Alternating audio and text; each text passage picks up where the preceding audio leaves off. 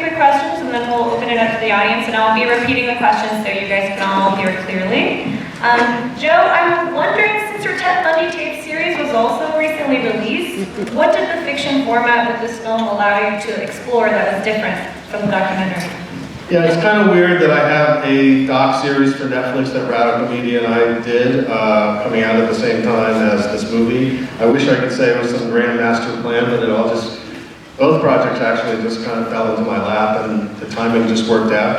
But it's actually quite fortuitous because the Ted Bundy tapes, anyone has seen that, but that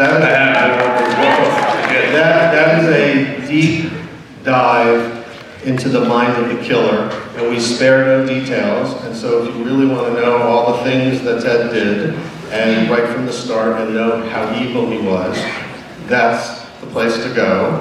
And this film for me represented the other side of the coin. I was not interested in doing, a standard serial killer movie where it's a procedural and the body count escalates and the police are tracking. That's been done brilliantly by so many directors. I would be scared to go down that road. And again, what I said at the beginning is that I wanted to explore what it's like to be deceived. This is a movie about how victims become victims. Liz is a victim of his deception, and most victims didn't survive because Ted used his charms to lure them to their deaths.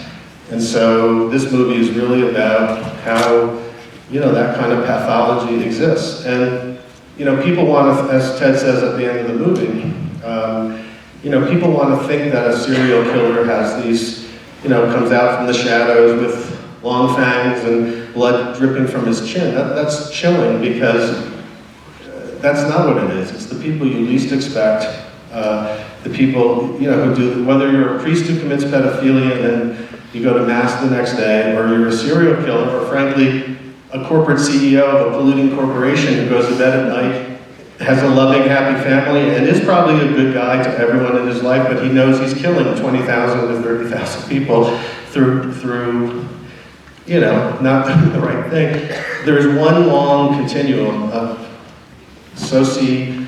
pathological behavior, and on the extreme, we want to think that serial killing is this separate, bizarre thing, but it's all this one continuum of, this kind of behavior. And so that means these are three-dimensional human beings, and if you want to understand how these human beings operate, you have to see them not as two-dimensional monsters, but three-dimensional human beings, so that you understand how people become victims. And that is what the script allowed me to do. And for Zac and Lily, since each of you are playing real people, how did that kind of influence your method of preparing for the role, and especially given all the media coverage and archival footage that exists out there about Bundy?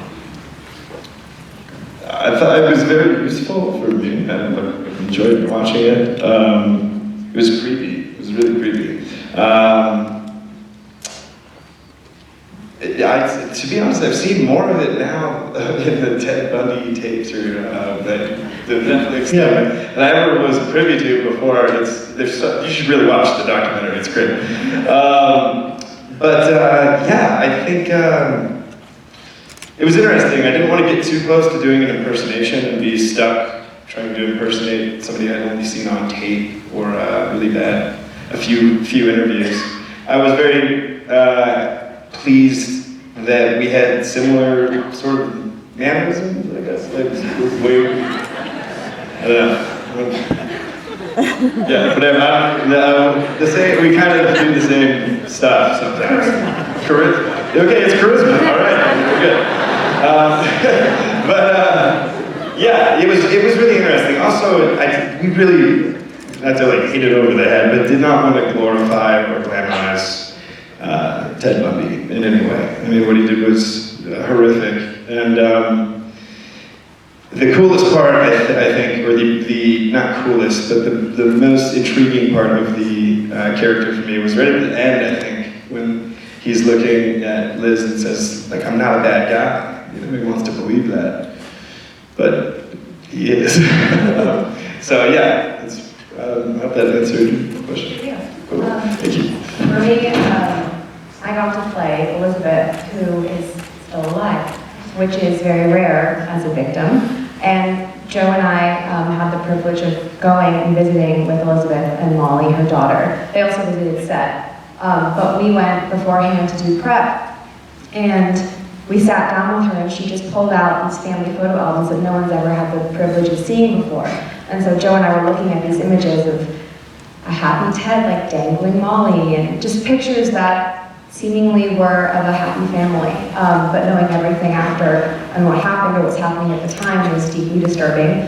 And then she said, would you be interested in reading these handwritten love letters?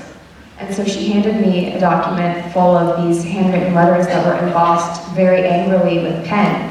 And you know when you used to write on paper with a pen, and if you really dug deep with the ballpoint, you could feel it, you could feel the emotion. I could feel the love and the anger. And that was just an out-of-body experience. And the fact that she requested to spend time with me to impart ideas or thoughts on me was wonderful. But at the same time, that's a fine line to tread, because there are certain things she's never said to anybody. She's kept a low profile for obvious reasons. So there were certain things I wanted to take from her and certain things that she wanted to just tell me, but didn't want me to be or to act or to say.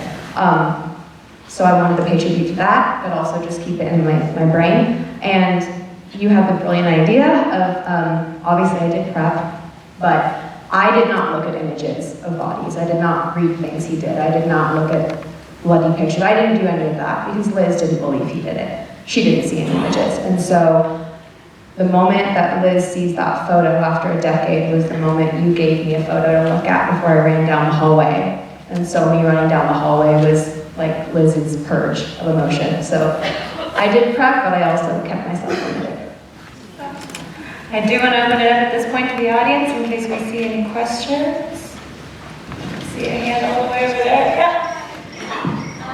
So Zac kind of touched upon this, but I just wanted to ask, obviously Zac is such a handsome and charismatic actor in person, and I was wondering if there was any hesitation in having him portray such a monster of a person for fear of glorification, considering kind of like the way you hear about the So the question was about whether there was any hesitation in portraying the character. For Zac. Yeah, do you want me to answer that? Okay. Like, ask myself. Hesitation of casting or hesitation by him? No, I mean, Zac was my first choice, and when he said yes, I couldn't believe my lucky stars. I mean, I think Zac I knew had the chops to pull off the role. I felt this was an opportunity for him to stretch in a way he hasn't stretched before, but I thought for sure he had these amazing chops to pull this off. And we are. I think Zac is being very brave. I mean, we're sorry to say, but he's a teen heartthrob for a whole lot of women, including my daughter, who played a scene with him in the library. I was so thrilled to have a scene with him. She crushed it. She was great. She crushed it. She's the girl that got up and walked away, like amazing. It's her first role. Yeah. She's in London studying right now, proud dad. Right, but my other daughter was one of the Bundy groupies. Is here. Say hello, Sarah. The family affair. Actually, I have to diverge for 1 second because it's a funny story. My daughter cuttingly said to me, like around 11 years old, she didn't mean it, but you know how sometimes kids say things. She said, because I've only had made documentaries at that point, and she said, Dad, when are you going to make a real movie and be legit? And on top of that, I don't even know if I told you this, but her room from age 4 to 15 had Zac Efron posters all over it. So I called my daughter up, who's not interested in the movies at all. She's a material science junior at MIT. And she called me up, and so I called her up. I said, hey, by the way, I'm legit, and do you want to be in a scene with Zac Efron? And now I'm the greatest dad that ever existed. So that's why I wanted him. That's why I wanted him. Whatever works, thank you. But no, we are poking fun. Not poking fun. That's the wrong word. We are kind of subverting Zac's kind of the perception of Zac in the world, and for Zac to bravely embrace that, I think is pretty cool. And so I was interested in that, and of course I would never want to just, do something like that without knowing that he could actually do the role, and he did an amazing, everyone actually just did an amazing job and worked so hard. The crew as well. Yeah, whoever's here, I can't mention everybody, but Brandon Tross cinematography was like out of this world. Josh Schaefer's editing, and the whole team was like amazing, so it was a group effort, obviously. So anyway, I think we answered that question in a roundabout way. Definitely did. Right here. How did it come about to be doing both this and the documentary, and did it get tiring to work on the same subject matter for such a long time? So the question is, how did it come about that he did both this and the documentary, and whether it got tiring to do both at the same time? It didn't get tiring, it got pretty fucking dark. I jokingly say to my friends that if you really look at my filmography, it kind of falls into two buckets, murder and music. And I need to go do a music film right now because it's been pretty dark the last 2 years. But the whole thing just happened by coincidence. Stephen Michaud, who's the author of Conversations with the Killer, sent us the tapes. He was a fan of my work. He said, "Do you think there's something here?" I listened to the tapes. We at Radical listened to the tapes and thought there was something special to do. And that was around February of 2017. And then in April, I was having lunch with Michael Cooper, my agent at CAA, and my other reps, and talking about both that series and that I wanted to try my hand at a movie again. It's been a while, scripted movie. And because of what I was doing, Michael Cooper said, well, you should read this script. The Worry script, which is great, and I'm so thankful that it came into my life, but that script was a Hollywood blacklist script. You all know what that is. It's a script that people really like in Hollywood, but for some reason or other, they've had trouble getting it made. And so Michael, blew the dust off and sent it to me and said, "What do you think of this?" I loved it immediately for its point of view, for all the things that I've already said. Very quickly, we went to Zac, and very quickly Zac said he'd do it. And, I thought reading the script and then sending it to Zac was going to be like the first couple of baby steps of a multi-year process. But literally this movie came together. I think I read the script in mid-April, and by Cannes, 4 or 5 weeks later, when Zac and Lily were attached, Voltage stepped up beautifully and, financed the movie. So in 5 weeks, we had to go movie from not even having read the script, not knowing about the script 5 weeks before. So the whole thing came together very quickly.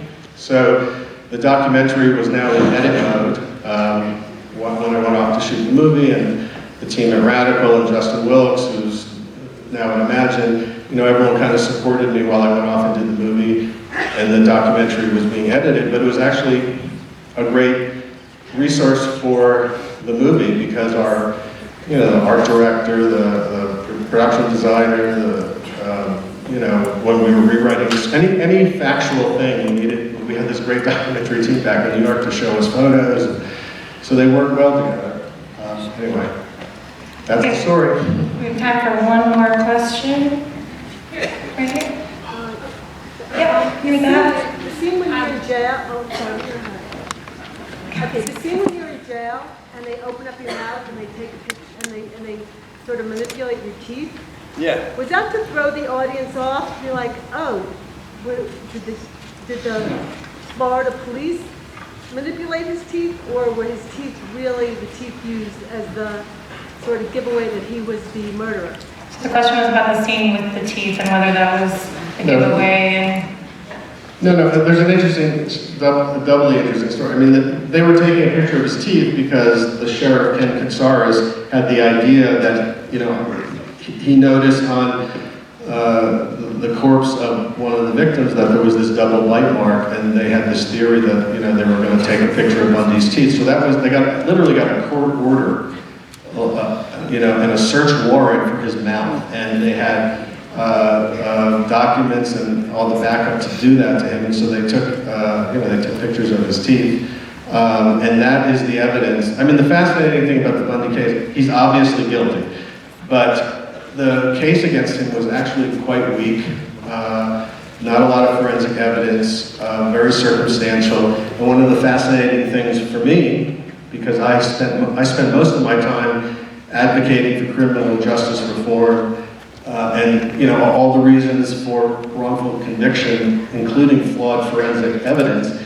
And that was the first time bite mark evidence was ever used in a trial. And bite mark evidence has since been debunked as junk science, and it would never be admissible in a court today. But that is the evidence that all the jurors said that was the most overwhelming and persuasive evidence. But if he was tried today on the case, not sure he'd be convicted, which is also chilling. So on that note, please give him a huge round of applause. Thank you so much.